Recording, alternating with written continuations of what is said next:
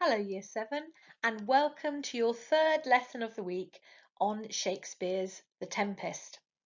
In today's lesson, I am going to be asking you to do some writing which you will submit to your teacher. The best way to hand in your work is by attaching it to the homework on your Show My Homework website. You can send them a Word document if you've typed your answer, or a photograph of your exercise book or paper. This is the title that you need to write now. So the date, Friday the 19th of June 2020, midterm task. How does Shakespeare create sympathy for Caliban in the extract? And the key words are malcontent, the character who is dissatisfied and rebellious, and savage, meaning uncivilized or wild. So pause the video now and write down the title, and I'll see you on the next slide. Now, one of the questions that's quite interesting about the island in The Tempest is, where actually is this island?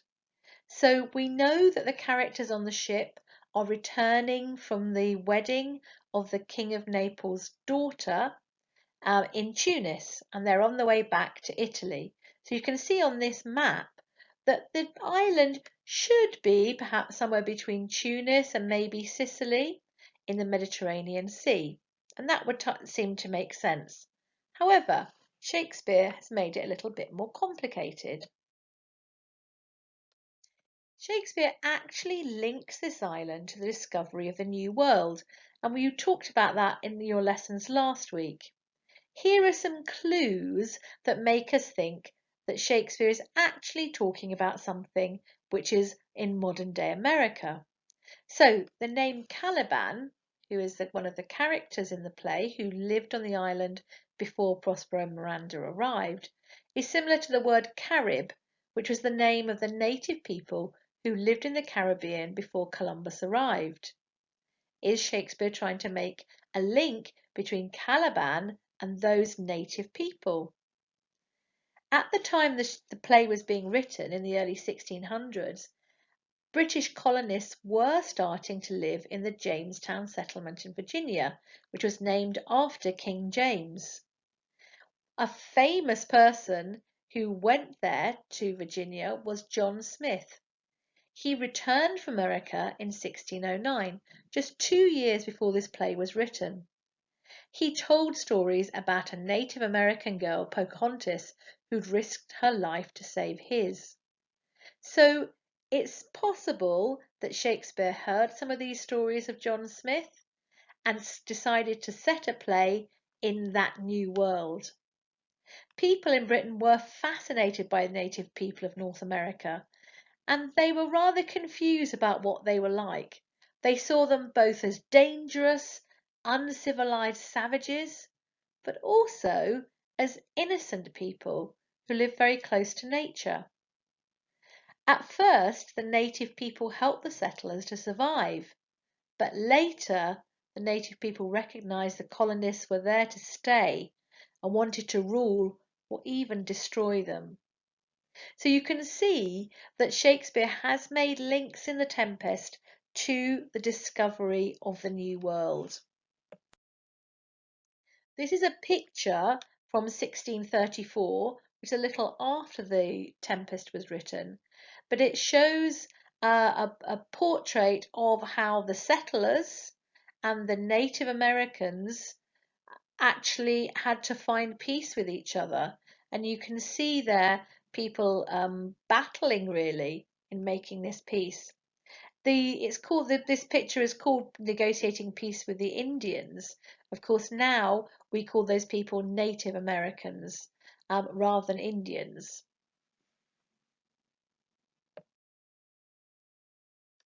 The island where the Tempest takes place is a magical island, strange, hypnotizing, perhaps like something from a fairy tale. And I wonder, is this how the first settlers would have seen the New World, this land that was inhabited by people who had never made contact with them before? filled with strange landscapes? Is that something that Shakespeare is trying to tell us? That the island in the Tempest is something like the New World? So if the Tempest takes place perhaps not in the Mediterranean, but somewhere in the New World, who then is Caliban? Well, this is what we know about him.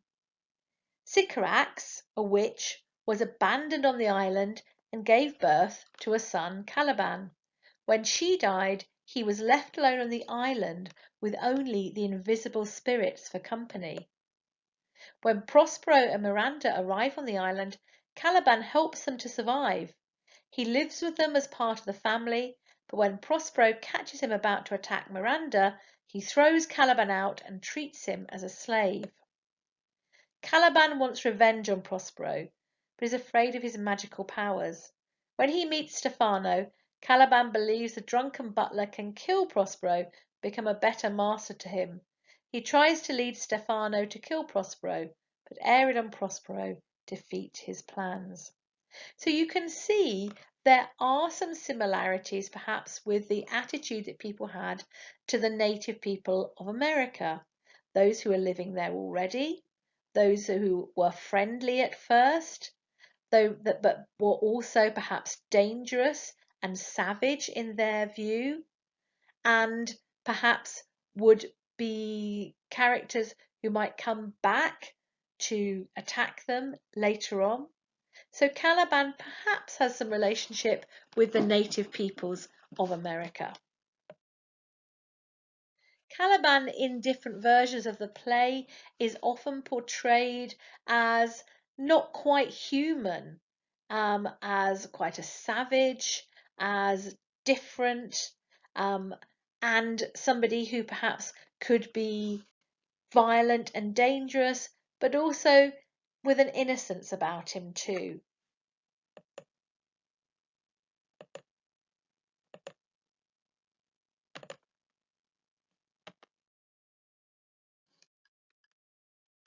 Caliban could be described as a malcontent, a character who is dissatisfied and rebellious.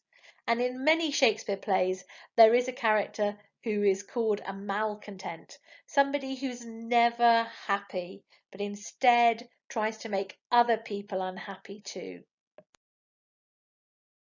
Shakespeare chooses to make Caliban a complex character.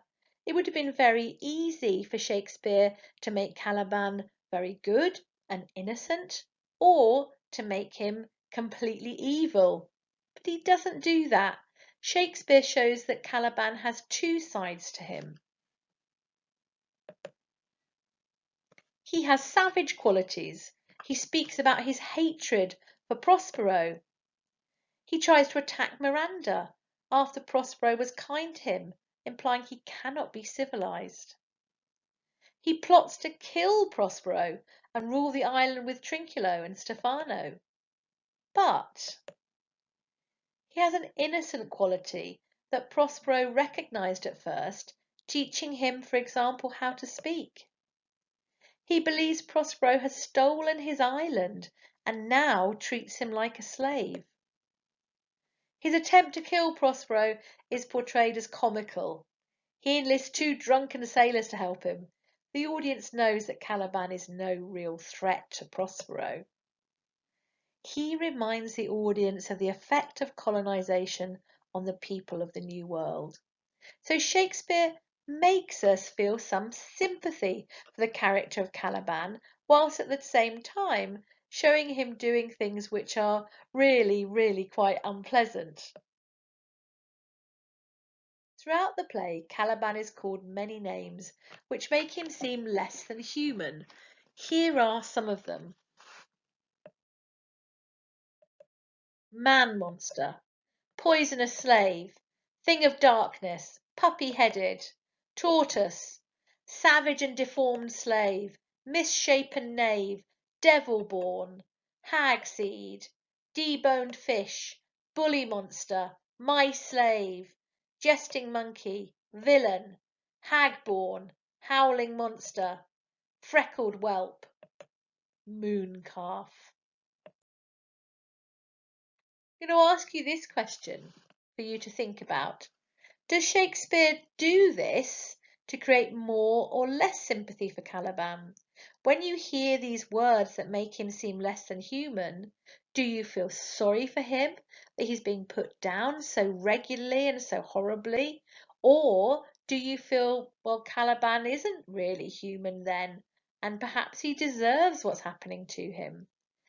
In Shakespeare's plays, it's not always clear what it is. It could be both, it could be either, but it's for you to make up your own mind about what you think about this. This is your task for today. So you go back and you should have written on your piece of paper the title. And the title is, How Does Shakespeare Create Sympathy for Caliban in the Extract? In the next few slides, I'm going to show you an extract of something that Caliban says. We're going to go through that together, and then you're going to spend about 20 or 30 minutes writing something. You will need to send today's work to your teacher by email, or it's much easier if you upload it onto Show My Homework. You can send them a Word document or a photo of your exercise book. So let's have a look at this extract. The scene takes place in Act 1, Scene 2, very near the beginning of the play. It's the first time Caliban is on stage. He's complaining to Prospero about his treatment after Prospero enslaved him for trying to attack Miranda. Prospero calls him, "Thou poisonous slave, got by the devil himself, upon thy wicked dam, come forth." This is Caliban's speech. This island's mine, by Sycorax my mother, which thou takest from me. When thou camest first, thou strokest me, and madest much of me, wouldst give me water with berries in it, and teach me how to name the bigger light, and how the less, that burn by day and night. Then I loved thee, and showed thee all the qualities of the isle, the fresh springs, brine pits, barren places, and fertile. Cursed be that I did so. All the charms of Sycorax, toads, beetles, bats, light on you. For I am all the subjects that you have, which first was mine own king, and here you stye me in this hard rock, whilst you do keep me from the rest of the island. Now, there is a link to an actor speaking these lines as well, which you can find on Show My Homework. So if you'd like to go and have a look at that, then come back to this video. So let's work out what it is that this speech means. So first off, Caliban says, "This island's mine." So here he says, "This island's mine by Sycorax my mother." And here he's saying this island belongs to me because my mother left it to me. And then he says, "which thou takest from me," meaning you've taken it from me. When thou first camest, thou strokest me and madest much of me. And he says, when you first got here, you petted me and took care of me. You'd give me water with berries in it. And you taught me the names of the sun and the moon. So the sun and the moon here is the bigger light and the less light. The sun, the bigger light. That burn in the daytime and the nighttime. And he says, I loved thee. I loved you back. And I showed you all the features of the island. I showed you the fresh springs, the brine pits, that's the fresh water, and the salty water. I showed you the barren places and the fertile. So those are things where things grow and where they don't. And then he says, I curse myself for doing that. Cursed be that I did so. And then he curses back at Prospero with all the charms of Sycorax, toads, beetles, bats, light on you. And he says, I wish I could give you a plague of those things, toads, beetles, and bats. And then he says, I'm the only subject that you have. If you're the king, I'm your only subject, he says, in your kingdom. And he says, and you stymie in this hard rock, meaning you pen me up in this cave and don't let me go anywhere on the island. Okay, so that's what that means. You might want to pause the video here and just have another little look at that. So let's think about how does that create sympathy for Caliban. So remember how Shakespeare wants us to feel some sympathy for Caliban. So first off, this island's mine by Sycorax, my mother. So this is the quotation that's in red here. He says Prospero has taken the island from Caliban, and that makes us think, well, is Prospero any better than his brother, who's done something very similar, hasn't he? He's taken the Duke of Milan title from Prospero, and now Prospero's gone to this island and taken it from Caliban. So it does make us think a little bit about that and perhaps create some sympathy.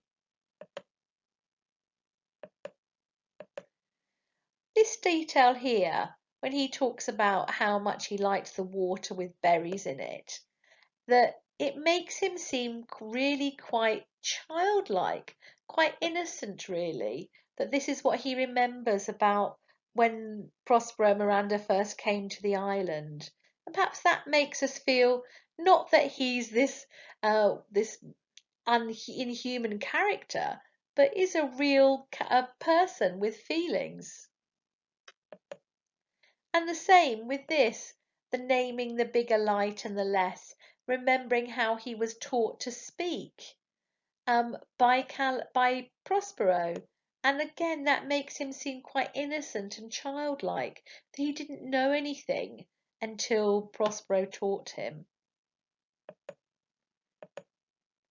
And Caliban admits here that he used to love Prospero. Now, you might think perhaps he's not telling the truth here. Perhaps he's just trying to get Prospero on his side. But it's a very strong and human emotion to express. How does that make the audience feel about the presentation of Caliban here? Does that give us sympathy for him? And Caliban here feels betrayed because he helped Prospero to find this fresh water when he first arrived. He helped him. And that perhaps reminds us a little bit of the native people in America who first of all helped the settlers to survive. In fact, they wouldn't have survived if the Indians hadn't brought them things to eat. And so he also teaches him the best places to grow things. And look at how he exclaims, he curses himself for doing that to start off with. He really feels strongly that he shouldn't have helped him because it's come back on him.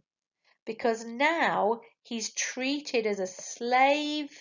He's not allowed to go in the island. He's chained up in this cave and told to work.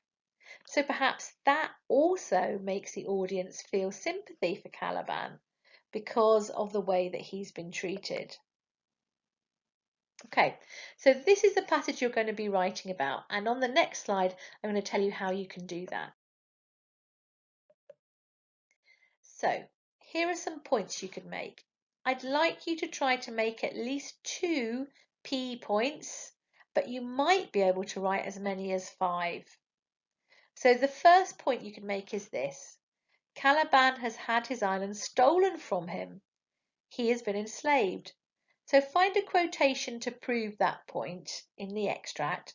Why does this create sympathy for Caliban, the idea that his island has been stolen from him?